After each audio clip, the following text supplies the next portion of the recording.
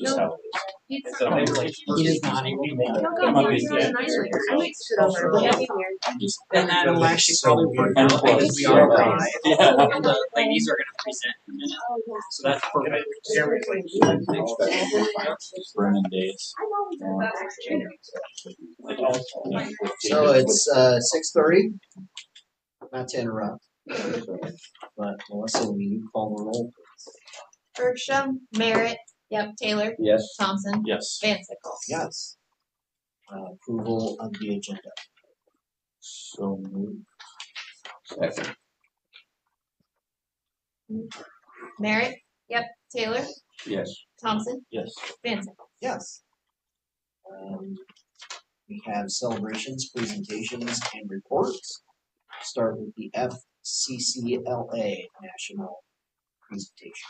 Absolutely. So we have Miss Levicki and two of her students. If you guys remember, they did quite well at the state competition and actually qualified for nationals.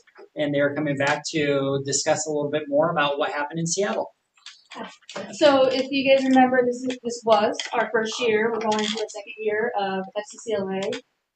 It's our chapter that is part of FCS, which is Family and Consumer Sciences. Sorry. FCCLA is Future Community Career Leaders of America. We got two standing right here. I don't remember last we met if I shared if you knew they were our district officers, and then later that evening they're like, hey, we want the link to apply to state. They applied, they got it, so they're also our state officers. So kind of doing double duty. Back in right over July 4th, we took a trip up to Seattle. They got to do a lot of networking with other officers around the U.S. And then another rising junior, competed at the national level. And I believe she got 30th overall. I gotta double check that though. I'm gonna leave it to Bailey and Jane to take it over. Okay, so here is our slide presentation on our National Leadership Conference that we did this summer. The people that attended were myself. I'm a state officer and the vice president of community service. And then I attended. I'm the state officer, the VP of membership. Yep, and then Miranda Cook, who Miss Levicki was just talking about, she competed in a Food Innovation Star Project. So basically just a competitive event based around food. And then obviously Miss Levicki went, right? And then a couple of our favorite things. So my favorite thing was networking with the other state officers and meeting new people. My favorite part was like pin trading and talking to all the different people from the different states.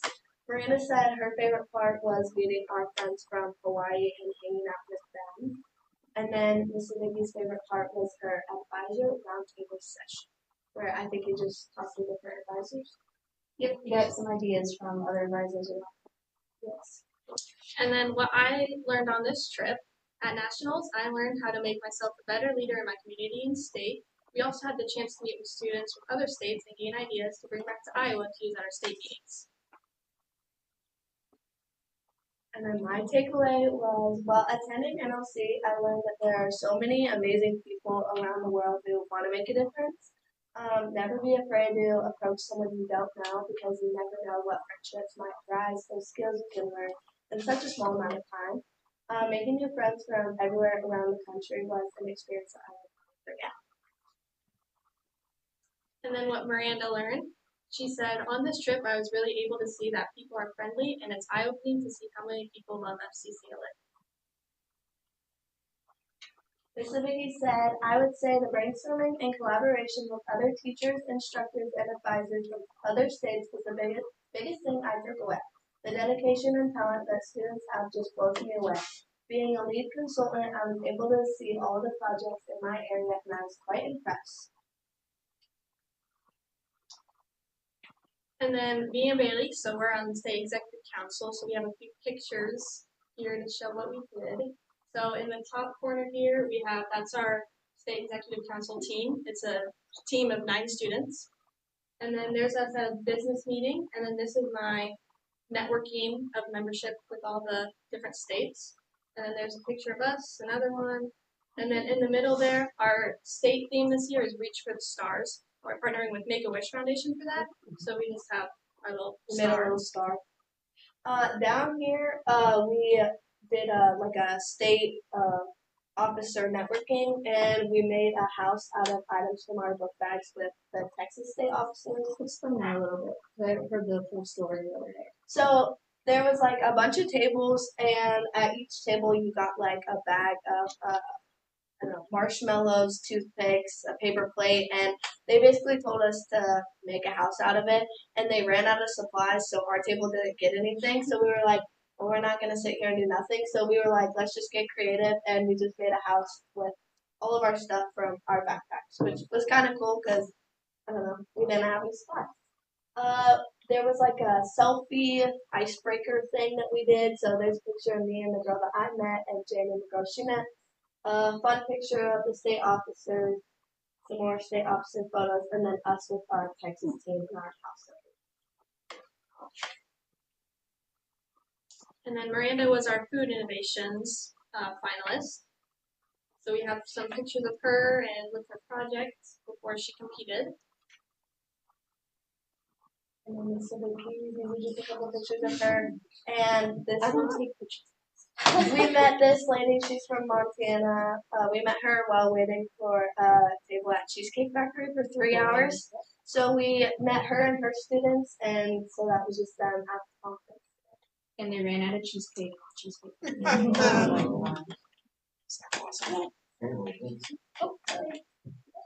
And then while we were there after our conferences, we got to kind of explore Seattle a little bit. So we have some pictures of that. This one and this one were at the Glass Garden, and same with that one. This was us on the ferry. We did like a ferry cruise type thing to a different island. Here's some more. This is us and another state officer. Just some more, and then Pike's Market here, and the Space Needle was really cool. We did like the sunset hacks. And that is it for our presentation. Do you guys have any questions for us? Anything that maybe you're not clear with on kind of like the purpose or what they're doing or what they expect in the future.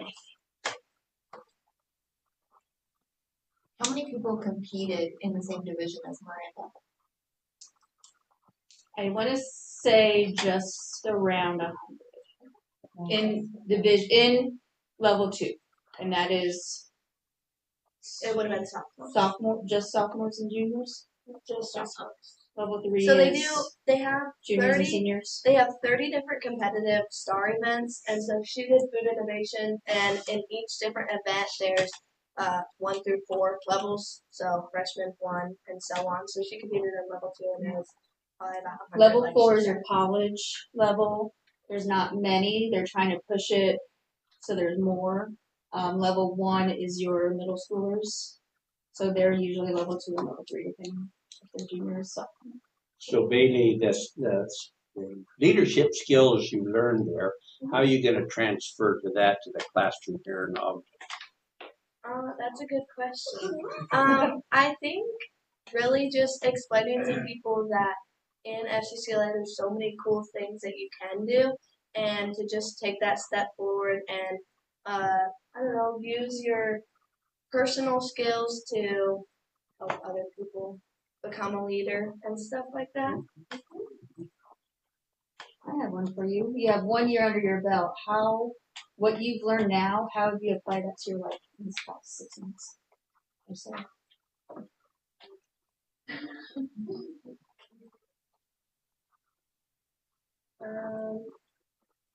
I don't know.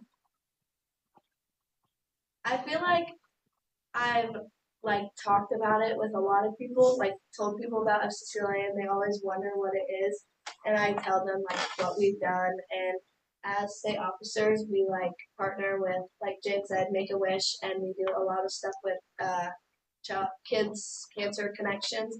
And so we made tie blankets for the cancer kids, and we've done different things like that. So I feel like that's definitely something we've taught.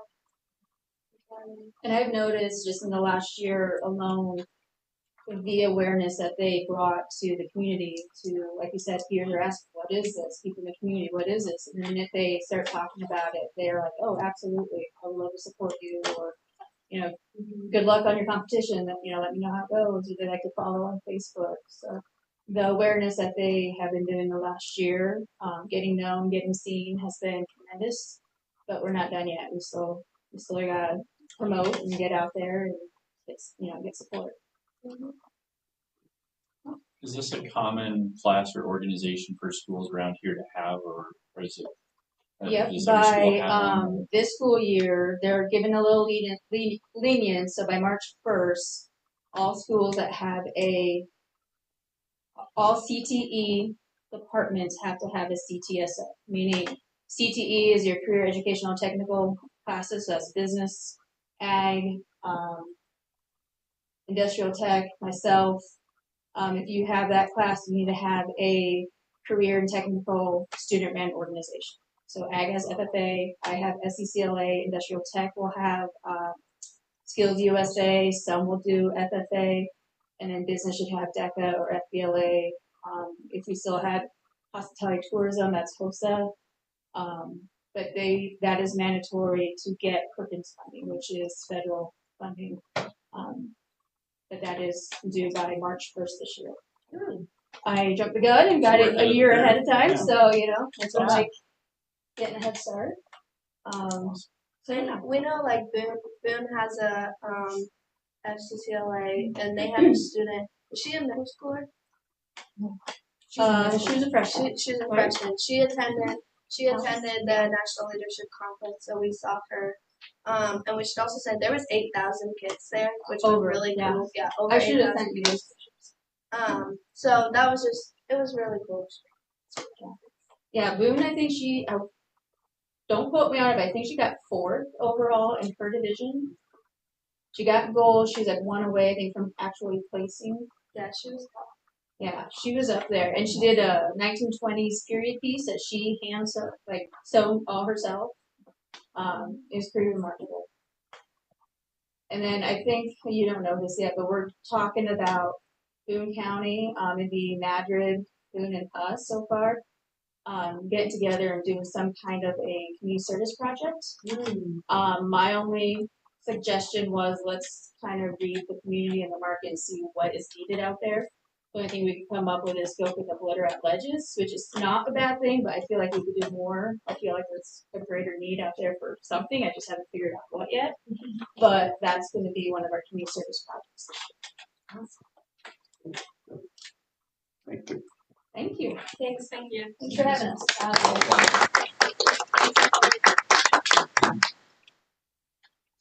Very good. Nice job. Principal reports. Ladies go first. Sure. Just really excited to welcome staff, students, and families back in the building for the start of the school year. I have found that the building is much too quiet for my liking in the summer, so it was just really excited to have people back. Last week, you're starting to see staff just in and preparing their classrooms, and I was meeting with a teacher, and all of a sudden there was 11 staff members in the room, just kind of passing by, whether it was a new teacher or returning teacher, and just excited to see them start having conversations about their excitement for the school year. Onboarding our new staff members, we have mentoring starting on Thursday, but a lot of those partnerships have already really started putting hours in together, just sharing about the work happening in Ogden, but also just answering those questions that people are wondering about and planning. So that's been really exciting. Our lead learners, our leadership team, has spent quite a bit of time this summer just really kind of thinking back to what we accomplished last year, but then starting to really develop and think through our operational plan tied to the strategic plan of what are we going to do this year to benefit both students and staff. So that's been an exciting process, and we'll wrap up that work for the summer tomorrow. So we're meeting one more time. And then outside of that, just thinking through something that's new to our building this year that I have not shared with you is we sent out a letter and an application to our incoming 5th graders over the summer for starting a student leadership team at the elementary, and just asked them like 5 different questions about who they were as leaders, how do they think that they can improve our school together, and then they had different ways that they could apply for that. So they could write questions and answers back to me. They could set up a phone call. They could come in person, or think of another way. So it was really exciting. We were looking for about 6 students to kind of start that, and ended up having 14 students respond. So that was exciting to me that they care enough about the building and are ready to start being leaders, and already shared some ideas of what they would like to do. So the lead learners went through all the applicants, and we decided that we were going to take on all 14 of those students because we felt like they each brought a unique perspective to our school. And we're excited that they took the time. So kids were sending in videos, had phone calls with me. I think sometimes we don't give credit to some of our younger students that they can lead the work happening in our school and district. And I'm excited to see what they do this year. Any questions? Derek?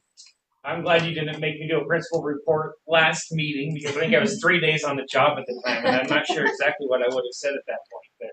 But July was a good month. It was a lot of learning for me, learning Ogden ways.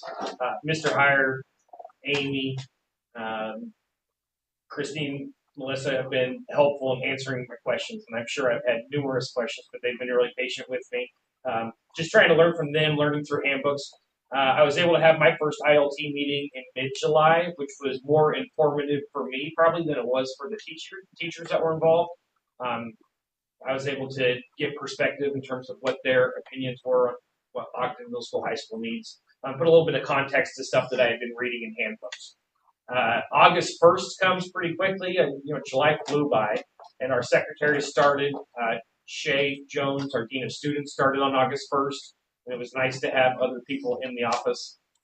Like Amy said, July can be a lonely time when you're sitting in your office, and so it was nice to have them. We had a meeting that morning just to talk about what kind of atmosphere we wanted to present at the high school, middle school office, because a lot of the feeling that you give when you walk starts there. And so we kind of set expectations in terms of how we wanted to operate as an office at the middle school, high school. So when students, staff, families come into our office, we want to make sure that we are welcoming and inviting to them. And I will tell you, we are green in the office. We have new dean of students, our new principal, 2 new secretaries, but the rapport and the dynamic has been outstanding the last week. I could not be more pleased with that. We all learn a little bit each day, and I think Christine has been a godsend for all of us, just being over answering questions, but they're definitely putting her to work also. We have our next ILT meeting tomorrow. Shay Jones and I have been working for the last week, kind of taking that information that we got from our original ILT and putting together a plan for our pre-service meetings. We meet tomorrow. We still have multiple questions that we have to get answered. We'll have that prepared. Excited about getting the staff in the building on Friday. Today was exciting because we had practices starting. So we had students in, so I got to get up there and talk to them a little bit. Ready to get rolling. I think it's going to be a good year for middle school, high school. So I think Shay and I have a good plan for our pre-service meetings, and excited to get working. So. Questions for Derek? Anyone? No? All right. Thanks, Thank you. Consent agenda. Any comments? Can I go? Yep. I have one in consent, and it's exciting. I have an updated expense to publish budget that shows we will not exceed our published budget in non-instruction because I had overstated nutrition fund depreciation. I had overestimated how much we would have to depreciate. So we're not going to overspend, which is great. We're like right on the nose now. So I wanted to get those out because it was better news and it made me happy. Well, in that case, I guess I'll move to approve the consent agenda. Unless there's something else. Yeah, actually, I got a few items I want to just discuss real quick. You guys will notice there's no standard new hires and resignations, and then there is a new one that's a little bit atypical from what we typically have, and that's at modifications. First semester supplemental work agreement. You guys are fully aware that we are short a full-time FTE for mathematics at the high school level. And working with Derek, we honestly had multiple different options on how were we going to provide instruction to our students this year for mathematics. And ultimately, the best option is having an in-person, on-site person to be able to support our students. So thank goodness Christine Jansen has agreed to work additional. She's going to work 8 out of 8 periods. And then also we have Algebra 1, which is Mr. Sundell and Mr. Carlson are going to be teaching Algebra 1 to our students this year. We are confident that this is our best option of providing good core mathematics instruction rather than teaching it via the computer, via a Zoom session, via other options that we had. So those agreements are basically in addition to they're already teaching or their addition to their contract, and it's for the first semester. Our hope would be that we have a December graduate that we think is a good fit that we can employ, and that would take the burden of Algebra 1 and or some of those additional courses that Christina is teaching. If we do not have somebody, in December, I will be presenting additional supplemental agreements to get us through the second semester for those individual employees. So I just wanted to highlight that we have 3 employees that are going above and beyond the call of duty. Yes, we are compensating them, and their interest in Ogden Community Schools and making sure we're providing state-of-the-art instruction for our students, I think needs to be acknowledged and recognized. So that is one thing that's a little bit different. And then also just the mentor handbook, the allow and the talented and gifted. There were some minor changes with just updating the 23-24. And then the emergency operation plan, it just hadn't been reviewed in quite a few years. And we updated that to reflect changes that needed to be had. It looked good. Yeah, honestly, it was a lot of hard work with these guys. They honestly did a lot of work with the making sure that we have a good plan. Are you going to expand a little bit about this Stephen Kehoe later in your report and just this ag manufacturing? I don't recall seeing that class before. I mean, maybe it's been encompassed in something else. Yep. So we had. Let me backtrack a little bit with you, just so that everybody is aware of that. But we had a retirement in our industrial tech program about 2 years ago, and we tried to secure an industrial tech. And my opinion is that's where we would love to land. But the reality is there's 360 schools in the state of Iowa, and they're fighting for about 5 people that are entering into that workforce. So the demand is higher than the supply. So we tried to say, what is the best alternative option to getting industrial tech? And we hired somebody last year in ag, but they were doing ag mechanics, ag welding, some of those things. They left and went to a neighboring district, and we had an opening. We posted for that opening this year, industrial tech, ag, and we were unable to secure anybody. Steve Kehoe is a recent retiree from Southeast Valley, and he actually approached us and said, hey, in the interim, until you guys are able to find and secure a full-time employment, I would be willing to sign a 1-year contract and work with you guys. So he is going to come down here and continue to be able to teach some basic small engines and some basic manufacturing classes under the ag umbrella for us. He has 40 years ag experience. So appreciative of Steve stepping in and realizing our need and being able to say, hey, I just retired and I'm willing to come and support a neighboring district. Kudos to whoever snagged it. I mean, put that together. That's huge. So long term, our hope is that we are able to find industrial tech and or ag, and we're posting right now for the 25-26 school year. So as soon as we get applicants and we think they're a good fit, we're going to hire that person, knowing that Mr. Kehoe is basically a 1-year interim position. It's like he opened and rolled into Ogden. Like everybody else. I'm not going to say that. Any other questions? Any other comments? Well, I mean, along those same lines, I mean, welcome to Ogden. By the way, you're teaching algebra. Like, I mean, I just would like to point out that I think you getting here, running the building, and then jumping in to teach algebra sets quite a tone for your building. So, I mean, kudos to you and thank you. I mean, I think that's really cool. I mean, it sets a pretty good standard for your building. So, Any other thoughts, questions, comments? All right, I would entertain a motion. and now I will move to approve the consent agenda. I'll second Merritt, Yes. Taylor, Yes. Thompson, it. Yes. Van Sickle. Yes. Action items. The FCCLA out-of-state travel request.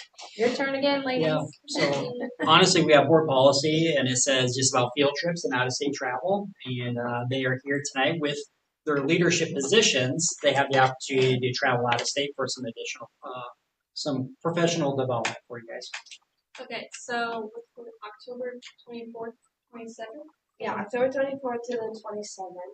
We got invited to a leadership training in Anaheim. At Disneyland. Yeah.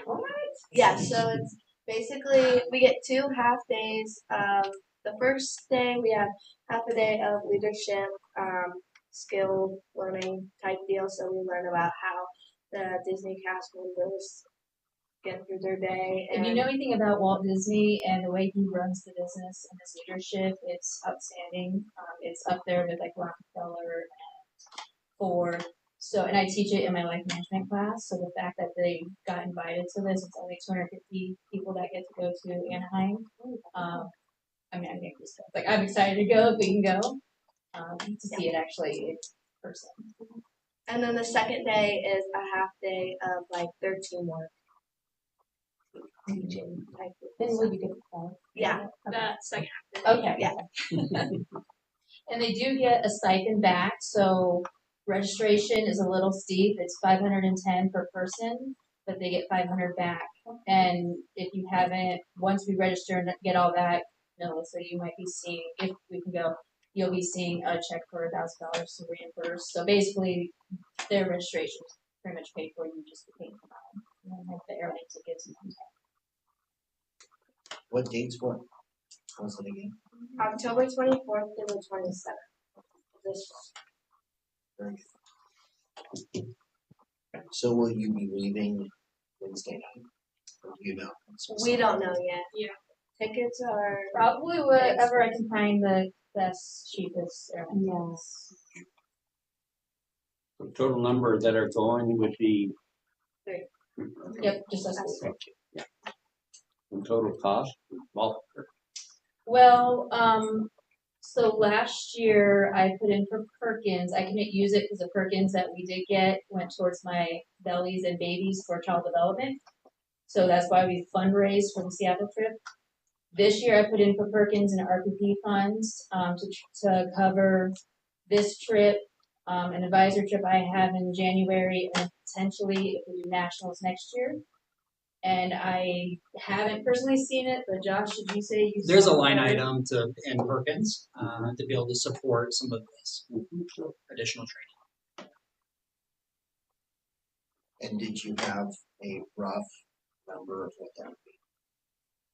The cost to go to Anaheim? I can do it really quick.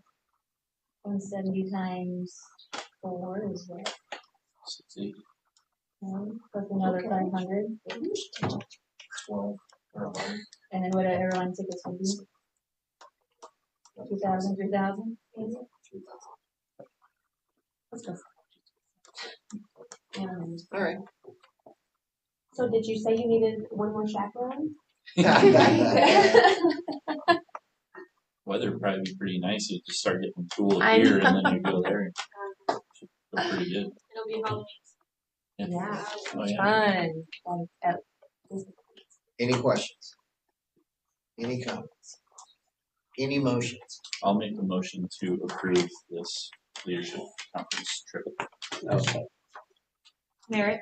Yep. Taylor, yes. Thompson, Yes. Van Sickle. Yes. Thank you. Thanks. Yes. Come show us your Thank you. pictures. Okay. Land purchase. Picture is great.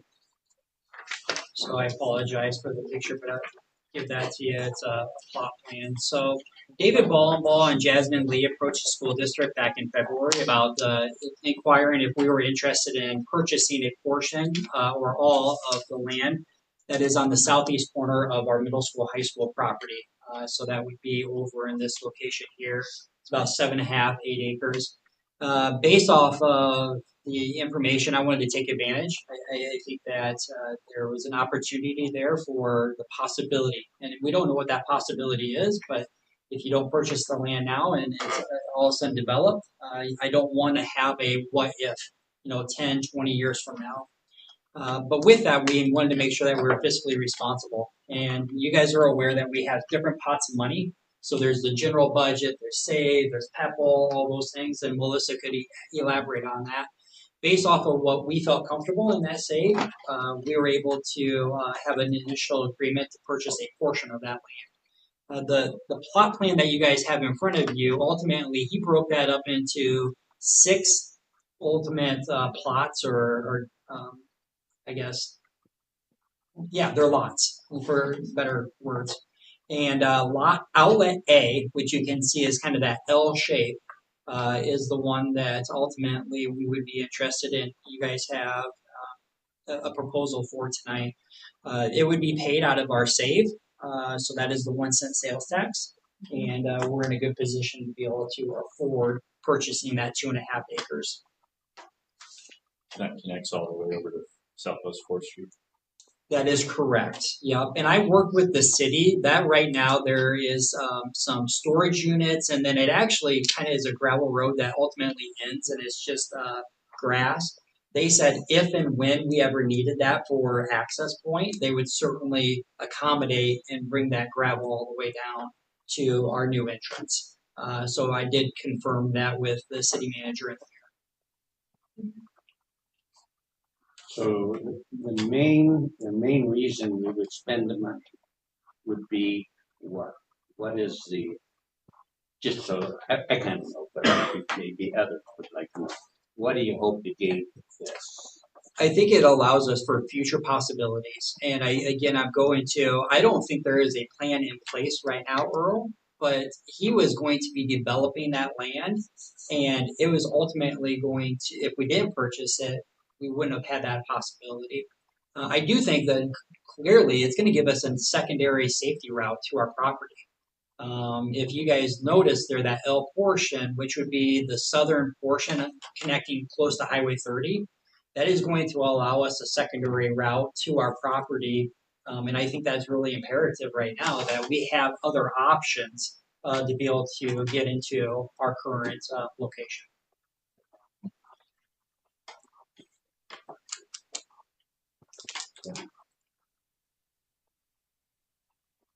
Any other questions? Is there a motion? I will move to approve the real estate purchase agreement for real property legally described as Outlot A of Whitey's Addition in town of Ogden, Boone County, Iowa for $147,000. I'll second. Merritt, Yes. Taylor, Yes. Thompson, Yes. Van Sickle. Yes. Moving right along to the soda contract. I'm not sure if you could pick pop. That was me. So We live in Iowa. In this part of the world, it's hot. We're north of Livingston, Dixie. We lived in the South. Just that for you. So Reed Smith has been working with the activities boosters, and ultimately we needed to really look at our contracts for who is going to be supplying our pop, our soda, to the district. And ultimately there was 3 different options. You had your Pepsi, you had your Coke, or your Dr. Pepper. We are currently a Dr. Pepper, and they look through, and there's different reasons why we would maybe want to look at one over the other. Ultimately, the one that Reed wants to make a recommendation for would be Pepsi. And the rationale for that is that they are going to give that $2,000 of guaranteed money per year And if you look at the other ones, the Coke proposal A would be that there's no guaranteed money. The Dr. Pepper one is actually a little bit more of the guaranteed money, but they then ultimately went to the rebate. So if you look, Pepsi it would be a $2 per case rebate, whereas Dr. Pepper was a no rebate. So that is for every case that you sell, you get money back from that.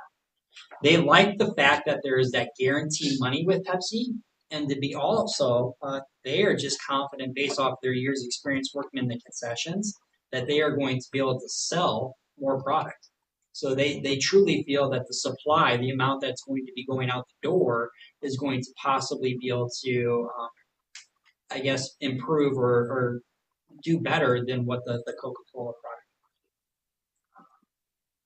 So the recommendation tonight would be is that the board would approve a contract with Pepsi. It is 5 years or 4,500 cases, whichever one. It says comes last, but I actually in the agreement I did see that it's whatever one comes first. With that. With that, we're able to get some new equipment. They're confident that they're able to be timely in their distribution. Reed felt really comfortable with the vendor and ultimately is his recommendations. Forgive my ignorance. Sideline kit? What's that? Do you know what that is? I think that's like the Gatorade water coolers and water bottle things. Yep. Okay, good. I got teachers nodding their head. Like That's what sideline stuff. yeah. So like that would the- be probably your 5 gallons water. So for activities and events that they're probably labeled with Pepsi and Yeah. branded rather Yeah, than like having something else. Gatorade stuff on your sideline. Yeah.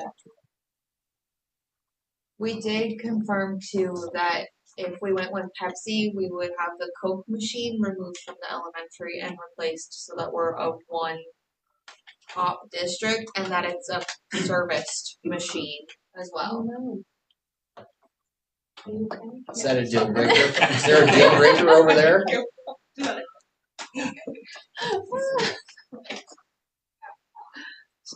Okay, any other questions?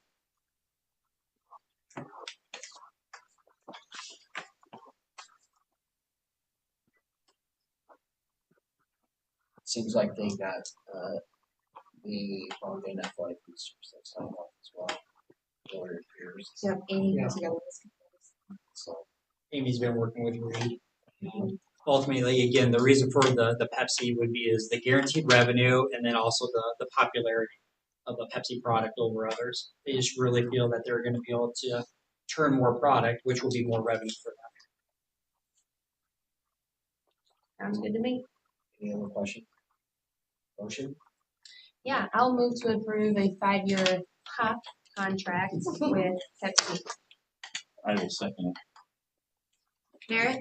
Yep. Taylor? Yes. Thompson? Yes. Van Sickle. Yes. Policy review. There is quite the list in front of you. In July, we actually brought a lot of policy changes. That was the policy primer based off of last legislative session. It was brought to us based off of ISB's recommendations. We did a first reading in July. We're bringing together to you guys tonight the second reading with the understanding that anything that was Title IX, because there's a temporary injunction that was put in place for the state of Iowa, if you guys look at that list, we basically just line itemed that out.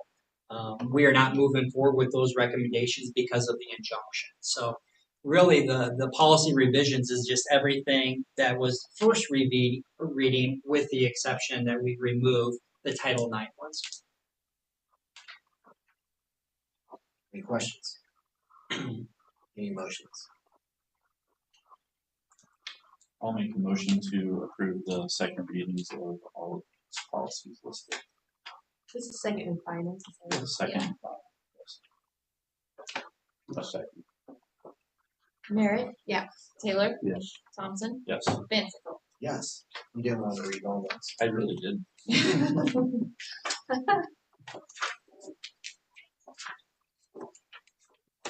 Okay, fundraiser requests.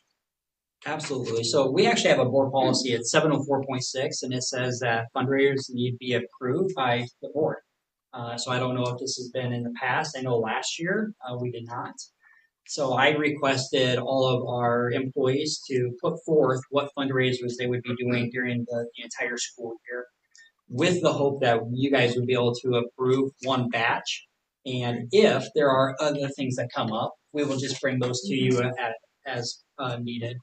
But you guys have a list there, I believe, of 10 different fundraisers that our employees want to do for a variety of different reasons. Some of them are for, maybe class sponsorship and or activity sponsorship.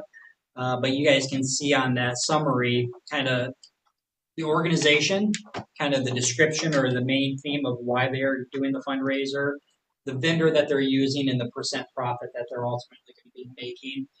So I am just really are following our board policy and bringing together to you guys to approve the fundraisers for the 24-25 school year, with the understanding that there may be more as needed if they come up. Well, I appreciate the percentage of profit. I always wondered that. So just a little background.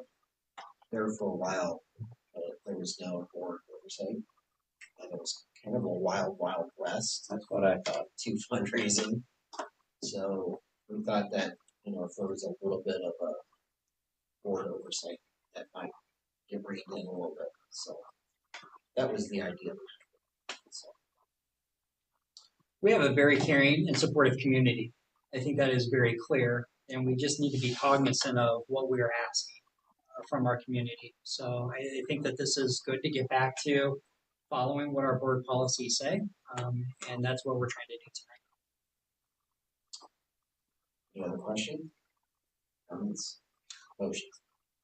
I move to approve the fundraising request. Second. Merritt? Yes. Taylor? Yes. Thompson? Yes. Van Sickle? Yes. Legislative priorities. Yeah, it's that time of year. So RSAI is who we belong to, as well as ISB, and they have lobbyists that are going to go out and try and advocate on our behalf. I put together just a summary, and maybe you guys have it as well, but ultimately there are 10 potential priorities that ISB or RSAI may be able to advocate on our behalf this year. And just annually, we ask the board to identify 3 to 4 maybe priorities that you guys think that we would want people to advocate for on our behalf. So tonight, I guess I just want to have a further discussion about what you think those priorities should be. Staff shortage, I think, is number one. I mean, it's like the one that's really affecting us probably most of my opinion. So. I'm sorry. Staff shortage, Yeah, number yeah. 2. Earl circled it over. I did pull up last year's minutes so I was curious to see what we picked last year. Not to, but that was definitely one of them. It was called teacher recruitment licensure last year. Mm-hmm. I think school safety should be one. I assume that's on here. We can do another. Believe it or not, in the list that I presented to you tonight, it is not. And it should, with the current conditions and the things that have happened, it should certainly be something that we advocate for if that's what you guys do as a board. I would want that one on the list. I think school safety. That's how we did it last year. What were the others think? We have teacher recruitment licensure. We had mental health. We had student achievement and school safety. I think something in the achievement realm would be good, whatever they call it this year. So Josh, your 2 cents worth on this list. Is there 1 or 2 that's pretty glaring through your lens that you're looking at education? Yeah, I think all of them are important. I think that's kind of an easy stock answer. If you were to truly, I would say number 1, we need to make sure that we are able to be funded.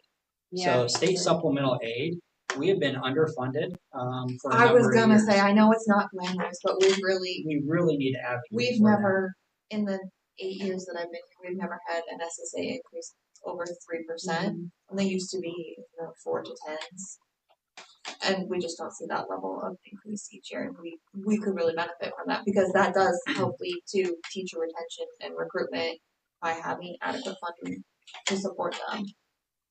For me, honestly, if I had three, I would say 1, 2, and believe it or not, 5. I think that if we're going to have quality education, I think it starts at an early age, early access. I'd be really interested to see what they might be able to do to support preschool education. Well, yeah, and let's not forget that these are legislative priorities too. Yeah, I mean, I think we all agree that school safety is probably the most important thing, right? To like our district as a whole, but That's a good point. legislatively though, Through that lens, yeah. you know, I mean, student achievement, like sure, we care about student achievement, but we want like they can handle that, like we don't, in my opinion, necessarily need the That's a legislature good point. like let them be, they'll be fine, like usually go on, you know. Is bonding capacity, is that thing? So for a GO bond, you have to have 60% of your vote, and they have greatly restricted the amount of times a year you can take a vote to your public. So before you could take a vote really any time, not anytime, it was September, March, or June, you could really hit any of those, and now it's only in November that you can take a bond. So if we took a general obligation bond to the public and we got 58% of the vote, we couldn't take it back to them again until the next following year. Not that it's something that's on our radar right now, but it might be a good priority to have ease some of those restrictions for the future.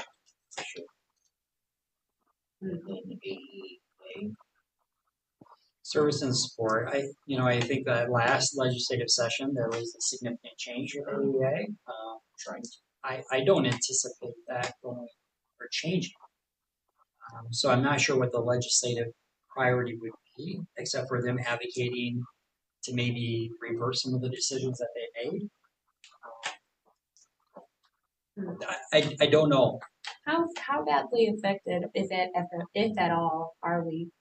Basically, we got more control to be able to hang on to the dollars and decide what we want. My intentions is I continue to value and appreciate what AEA does for us. Mm-hmm. So rather than those dollars just simply flowing through into AEA, we do have those dollars and we are able to almost a la carte decide on what we want to do.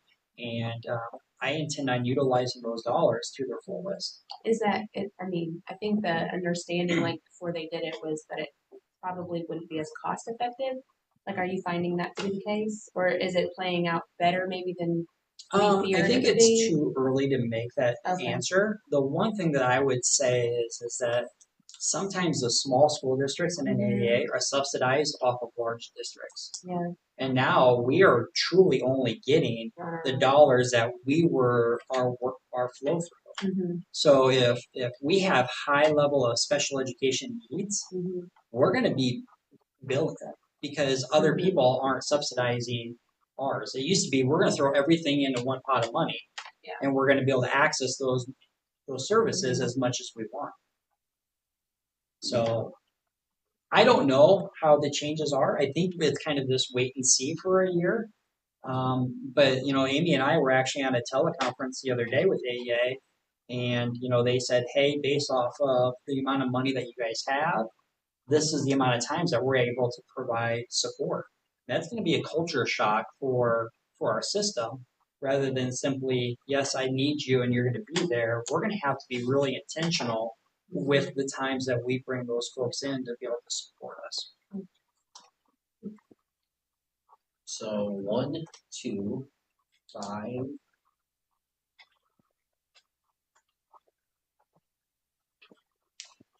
Is there anything else there?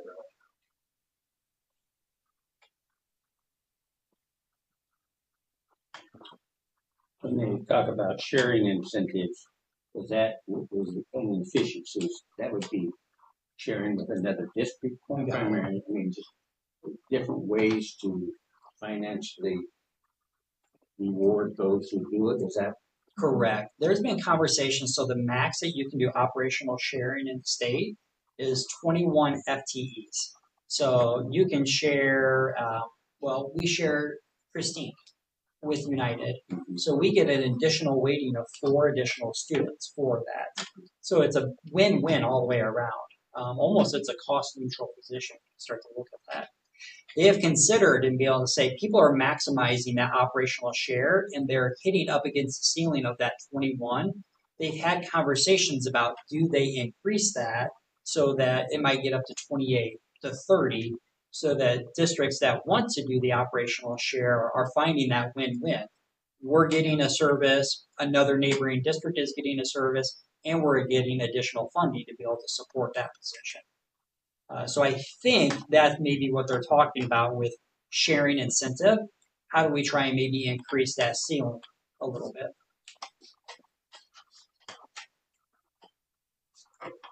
Well, anything with the word efficiency sparks my interest.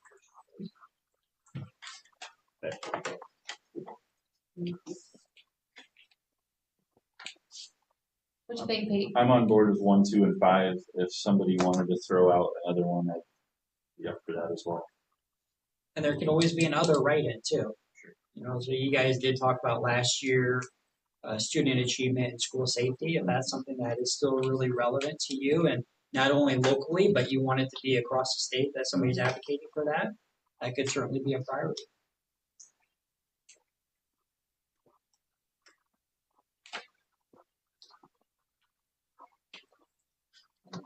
Good with the 3. Yeah, I'm good with this. I mean, those things are priorities, like let's get to them, but 1, 2, and 5. When it comes time for a person to lobby, I mean, whatever is a hot button, that's what they're going to go. So whatever we say, you know, we're kind of blowing in there. We're just blowing hot air around, you know. So until we know what the legislation is going to do and what they're going to be pushing, but they're going to push against whatever they don't like the legislation. So whatever we say, we could say, you know, send us lots of money, you know, and that's really what we're looking for in plain English. This is verbiage that we would just like to be rewarded because of more on a small school district. So write that down. More money. And let's, That would be should we number add one. in the AEA services? I don't think that's been pretty. I think as a rural district, we get affected. We could. The AEA, Yeah. add that. Yeah. Just as a rural, smaller district. You know, as opposed to a more metro school that's going to have a lot of options for spending that money elsewhere. We don't. 1, 2, 5, 10. Let's do it. Motion? That is a motion to approve 1, 2, 5, 10 for legislative priorities. Second? Merritt? Yep. Taylor? Yes. Thompson? Yes. Van Sickle? Yes. Communications, delegations, petitions. Caleb. I just wanted to pop on to what you were just talking about right there real quick. So, the AEA thing that you were just discussing. So of my 4 kids, 2 of them have utilized the AEA services with our school. When Vera she's a 3rd grader now, when she was in preschool, I don't know why I get so nervous talking to you guys, sorry. When she was in preschool, within 2 weeks of her being in class, the teacher had reached out and was like, hey, did you notice that she has an issue with speech? And I'm like, I didn't notice. Nobody can understand her but me. I thought that was totally normal. So within 6 weeks of her working with somebody at the school, she was like fixed, right? So Lita, here at the end of the school year, who's my preschooler now,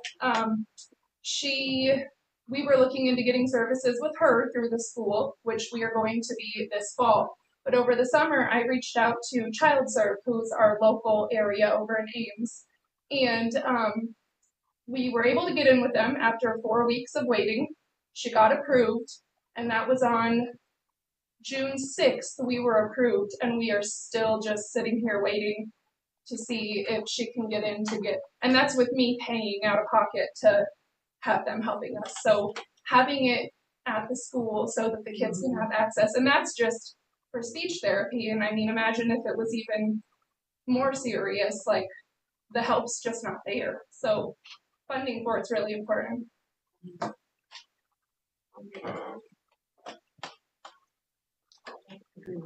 Thank you. Board calendar. Next month we have annual meeting, correct? Correct. So be mindful of new officers. No, officers are actually in December now. They have to be in December this year, but it'll be like, go try your stuff here. It's like a deposit, the annual depositories, the newspaper, appointing our legal counsel, setting our meeting date and time, some annual policies that have to be approved each year. That's fun. Just some every year business. Comments and superintendent report. Yeah, make it pretty short tonight. We actually have, as a couple of the principals indicated, it's an exciting time. Honestly, you spend, a lot of people ask, well, what do you do during the summer? And I would say during the summer, you're planning the work for the school year for the 9 months. And believe it or not, behind the scenes, there's a lot of preparation work that goes into preparing for a school year. So I always believe the mantra, plan your work and work your plan. And we're really excited for our plan to come off starting on Thursday with our new teachers and Friday welcoming all staff back.